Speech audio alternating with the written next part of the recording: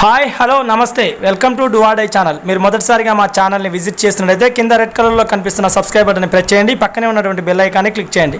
విషయంలోకి వెళ్తే పోలీస్ శాఖ పటిష్టతకు కృషి అనే పేరిట సాక్షి దినపత్రికలో మామూలుకు సంబంధించి వార్త రావడం జరిగింది. ప్రధానంగా ఏదైతే మామూలు బెటాలియన్ సంబంధించి 4th బెటాలియన్లో కమాండ్ కంట్రోల్ సెంటర్ ప్రధాన పరిపాలనా భవనాన్ని ఓపెనింగ్ చేస్తూ అక్కడ మన రాష్ట్ర హోంశాఖ మంత్రి డిప్యూటీ సీఎం మహమ్మద్ అలీ గారు ఒక ప్రకటన కూడా జారీ చేయడం జరిగింది.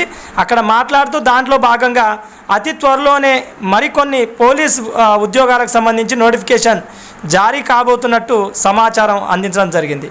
10,800 పోస్టులతో నోటిఫికేషన్ రానున్నట్టు, ఎలాగో 10,800 కానిస్టేబుల్స్ అంటే దాదాపు 10% ఎస్ఐలు కూడా భర్తీ చేసే అవకాశం ఉంటుంది కాబట్టి 1,800 ఎస్ఐ నోటిఫికేషన్ కూడా వచ్చే అవకాశం అయితే ఉంది.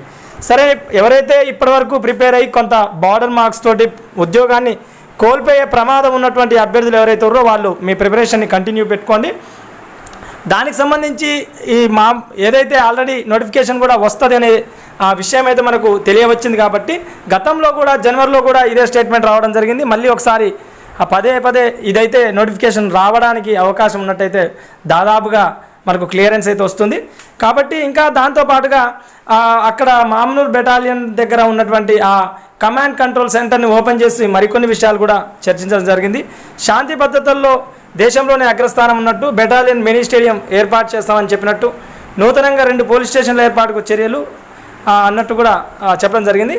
సరే, మనది కాంపిటేటివ్ ఛానల్ పర్పస్ సంబంధించింది కాబట్టి ఎవరైతే ఇప్పటివరకు ప్రిపరేషన్లో ఊర్లో పోలీస్ ఉద్యోగాలకు సంబంధించి సబ్ ఇన్స్పెక్టరు ఇంకా విషయానికి సంబంధించి వాళ్ళంతా కూడా ప్రిపరేషన్ అయితే కంటిన్యూ ఉంచండి. ఇది అండి డు ఆర్ డై ఛానల్ సంబంధించిన సమాచారం. మరొక మంచి వీడియోతో మరింత సమాచారంతో మేము ముందుకు వచ్చే ప్రయత్నం చేస్తాం.